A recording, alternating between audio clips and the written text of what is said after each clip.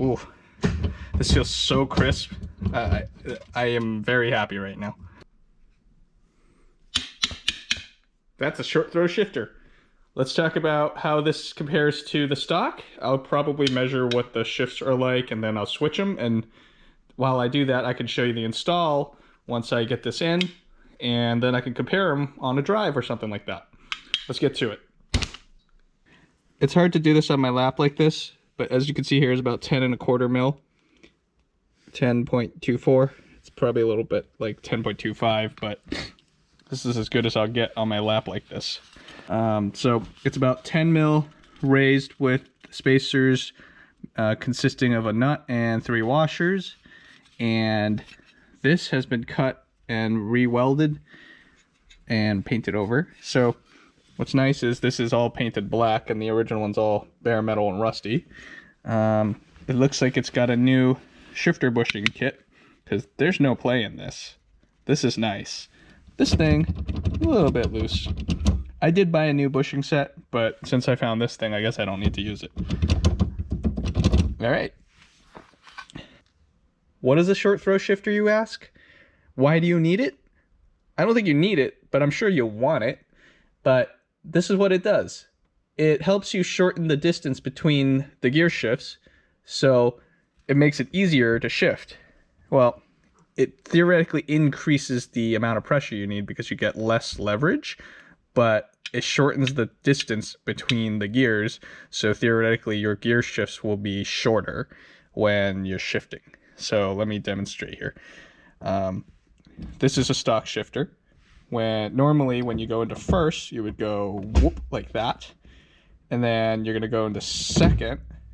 This distance is supposed to be shortened by this guy. How much? I don't know. So I'm going to measure and show you. I thought about this some. It's kind of hard to objectively measure this, I think, or at least I don't know what I'm doing. So let's go with the front of the shift knob to the front of the shift knob when it comes back. This is first gear. I am going to try to hold this still. You guys can watch from up there. And I'm going to pull this back to second gear. I didn't move this, so from my angle, this is 4 inches from the front to there. Let's confirm again.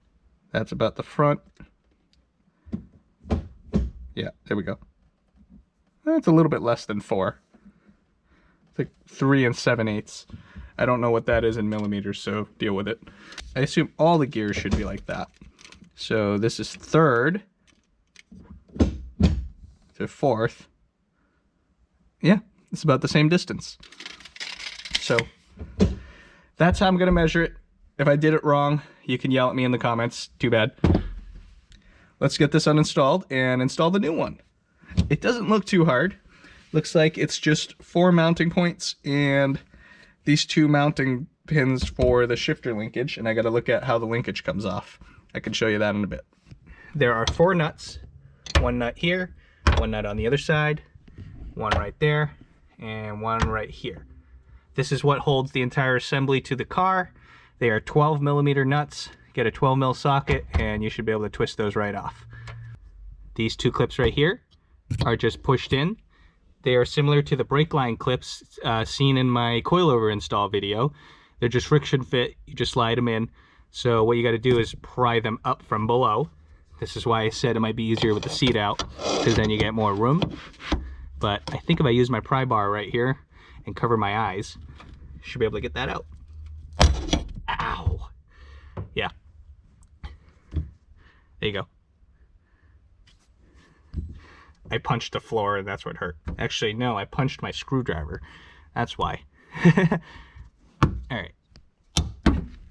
So, careful where you put your tools, and that might leave a mark. Do the same for this other guy right here.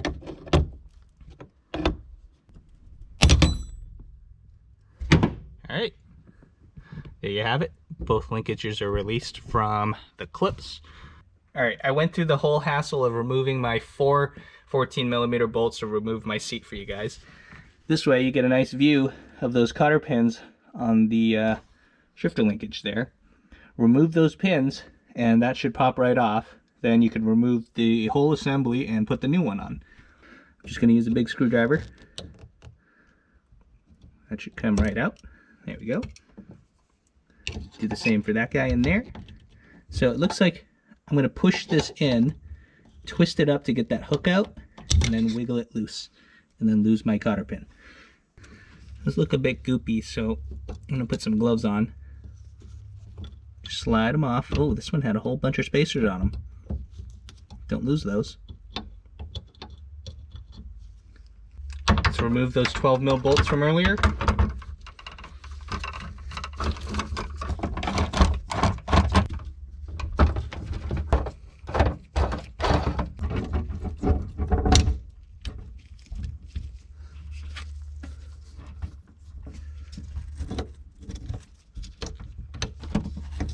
So it looks like you just pull these straight out backwards. There we go. They both are out. And now this assembly comes right out. Get the new assembly and put it back. Do the exact opposite of everything you just did. So let's slide this guy in. Like that, the whole thing drops right back in. Put your washers back.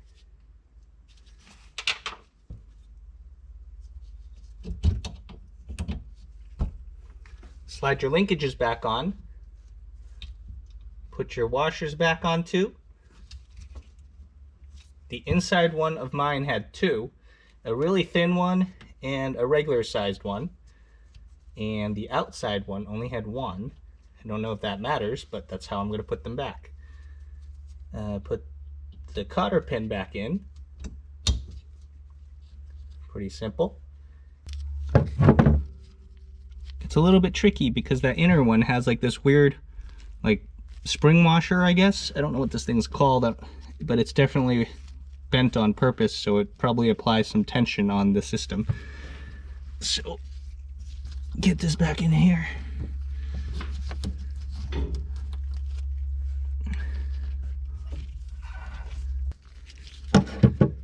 Shift it into a gear that makes it more accessible. Ah, okay. Let's try that. It's in third, I think. Doesn't really matter. Okay. You're probably not going to be able to see it. You just know it's going to be a pain in the butt. There it is. I got the hole. All right. Come on.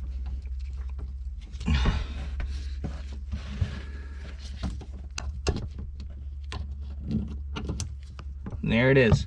All right, so the trick was to shift forward a gear, and that way you get more room to finagle your fat fingers in there. This one's good too. Ooh, I already feel a difference. Look at that. That's nice. All right. Put the nuts back on.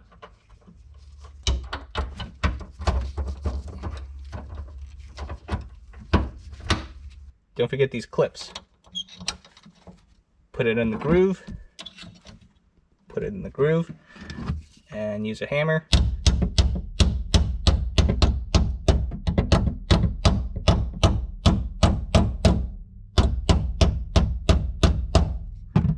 don't have to go too crazy. Just get them as snug in there. And you're ready to go. All right, it's all installed. Let's give it a try. Ooh, these new bushings are real tight. I like that. This feels good. Ooh, that feels so crisp. I don't even know how to, I don't even know what to say. This feels brand new. I mean, I guess it is brand new. So let's do a measure and see what we gained out of this. So same as before, I'm gonna put it into first, put this right up with the front there, and then I'm gonna shift it into second. Oh look, it is noticeably different. Now we're a little bit less than 3. We were back here before. So now our shifts from first to second is about a whole inch less than before. So there's an inch less of effort in between. And theoretically that should make the car better to drive because there's less delay between your shifts. It makes your shifts quicker. Okay, all right, let's measure the third gear too. Should be the same. This is 3, That is 4th. So there it is. Ooh, this feels so crisp. I am very happy right now. I am as happy as this firm stick. This is a really good mod. For about, I think about $300 it cost me, because I bought this. This cost about roughly $200, and then I had to buy another shifter in Japan, and just to have the core swapped out, I think that was roughly $100. So I'm just gonna say this cost me 300 bucks. This is a really good mod. I like this. I'll see if I can find the same seller on Yahoo Auctions Japan, and then I'll give you the link if I have it. If I don't, then I won't have it, I'm sorry. But this is my first short throw shifter. I'm happy how easy it was to install on this car. I used to have a 2016 Mustang GT, and I wanted this fancy short throw shifter, and the thing was like $1,000. And installation of that thing did not look easy like this. Like, you had to get under the car, put a shifter linkage through the car, through the interior, take everything apart. So yeah, everything was already apart. I guess that might be easier for me, but this was a breeze. And this was definitely worth it. I'm kind of upset I waited like 2 weeks after getting this to install it. So now I will give this a drive. I'm sure this will be massively better. I'm very much enjoying this right now. In conclusion here, you can definitely make your own. You don't have to buy the one I bought. You know, about 10 millimeters here, raising the entire assembly gets you about an inch less of throw. I suppose if you're super aggressive, I don't know how this works, but like, you could probably increase it more in height and then get an even shorter throw if that's desirable. I don't know, but that's up to you. So I assume it's probably linear. You would just bump it up 20 mil? I don't know. That's for you to figure out. What you have to do is you have to cut this and just raise this, and then you're good to go. I did see a different mod. If you wanted a shorter shifter, like actual shaft, you can just cut this and re-weld it as short as you want. But that's up to you. But that's it for today. If you liked this video, please leave me a like, leave a comment below on what you think about short throw shifters, and please subscribe for more videos and hit the bell for notifications. I'll see you next time. Have a good day. You can justify buying stuff like this however you want. You know you want it. Don't worry, I won't judge. I understand.